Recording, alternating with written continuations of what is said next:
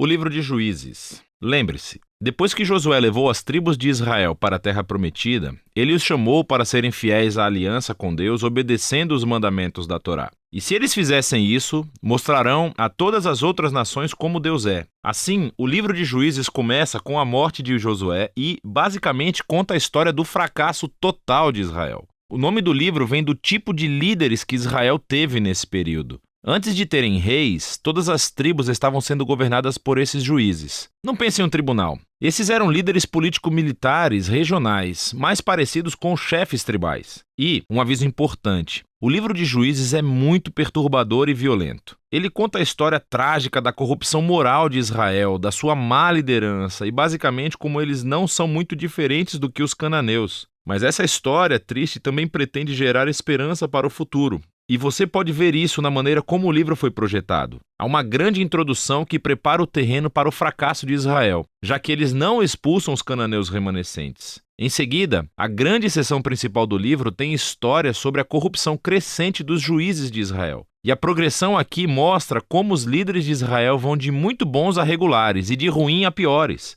A seção final é realmente perturbadora e mostra a corrupção do povo de Israel como um todo. Então, vamos nos aprofundar e explorar cada parte um pouco mais. A sessão de abertura começa com as tribos de Israel em seus territórios na Terra Prometida. E quando Josué derrotou algumas das cidades cananeias principais, ainda havia muita terra a ser tomada e muitos cananeus vivendo nessas áreas. E assim, o capítulo 1 apresenta uma longa lista de grupos e cidades cananeias que Israel não conseguiu expulsar da terra. Lembre-se, todo o objetivo de expulsar os cananeus era evitar sua corrupção moral e a sua maneira de adorar os deuses através do sacrifício infantil. Deus havia chamado Israel para ser um povo santo, e isso não acontece. O capítulo 2 descreve como Israel tomou o lado dos cananeus e adotou todas as suas práticas culturais e religiosas. E é bem aqui que a história para. Durante quase um capítulo inteiro, o narrador nos dá uma visão geral de tudo o que está prestes a acontecer no resto do livro. Essa parte da história de Israel, diz o narrador, foi uma série de ciclos se movendo como uma espiral para baixo.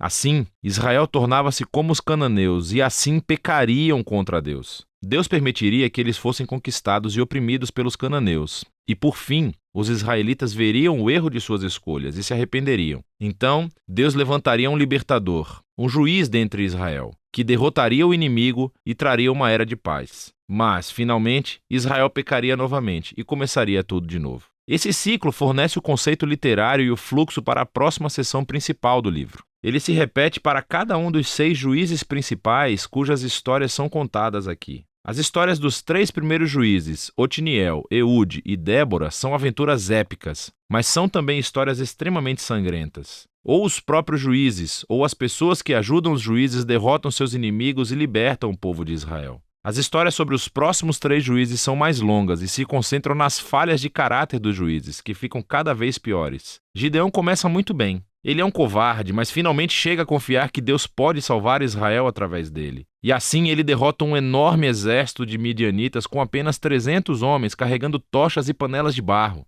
Mas Gideão tem um temperamento desagradável e mata um bando de companheiros israelitas por não ajudá-lo em sua batalha. E tudo começa a piorar. Ele fabrica um ídolo com o ouro que ganhou das suas batalhas, e depois que morre, todo Israel adora o ídolo como um deus, e o ciclo começa novamente. O próximo juiz principal é Jefté, que é uma espécie de bandido mafioso que vive nas colinas. E quando as coisas ficam realmente ruins para Israel, os anciãos vêm até ele implorando pela sua ajuda. E Jefté foi um líder muito eficaz, ele ganhou muitas batalhas contra os amonitas. Mas ele era tão pouco familiarizado com o Deus de Israel que o trata como um deus cananeu e promete sacrificar a sua filha se vencer a batalha. Essa história trágica mostra o quanto Israel caiu. Eles não conhecem mais o caráter do seu próprio Deus, o que leva ao assassinato e à falsa adoração. O último juiz, Sansão, é de longe o pior. Sua vida começa cheia de promessas, mas ele não tem consideração pelo Deus de Israel. Ele era promíscuo, violento e arrogante. Ele obteve vitórias brutalmente estratégicas sobre os filisteus, mas apenas à custa da sua própria integridade. E a sua vida termina em uma corrida violenta de assassinato em massa. Agora, uma nota rápida aqui. Você notará um tema repetido na seção principal do livro. Em momentos-chave, o Espírito de Deus capacitará cada um desses juízes a realizar grandes atos de libertação. O fato de que Deus usa essas pessoas completamente errôneas não significa que ele endossa todas ou até mesmo qualquer uma de suas decisões.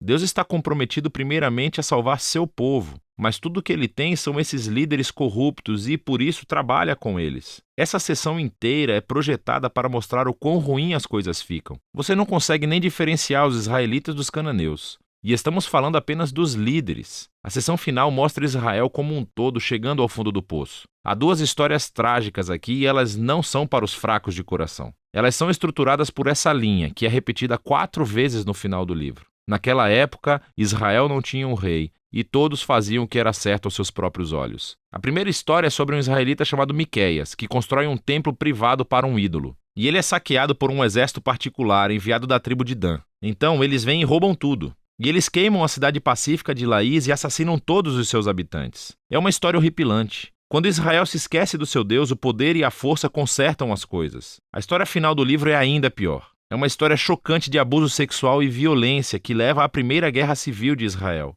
É muito perturbador e esse é o objetivo. Essas histórias servem como um aviso. A queda de Israel até a autodestruição é o resultado de se afastar do Deus que os ama e que os salvou da escravidão do Egito. E agora Israel precisa ser libertado de si mesmo. O único vislumbre de esperança nessa história é encontrado nessa linha repetida na última parte do livro. Na verdade, forma a última frase da história: Israel não tem rei. E assim, o palco está montado para que os seguintes livros contem as origens da família do rei Davi, o livro de Ruth, e também as origens do próprio reinado de Israel, o livro de 1 Samuel. Mas a história dos juízes tem valor como uma tragédia. É uma explicação séria da condição humana e, eventualmente, mostra a necessidade da graça de Deus para enviar um rei que resgatará o seu povo.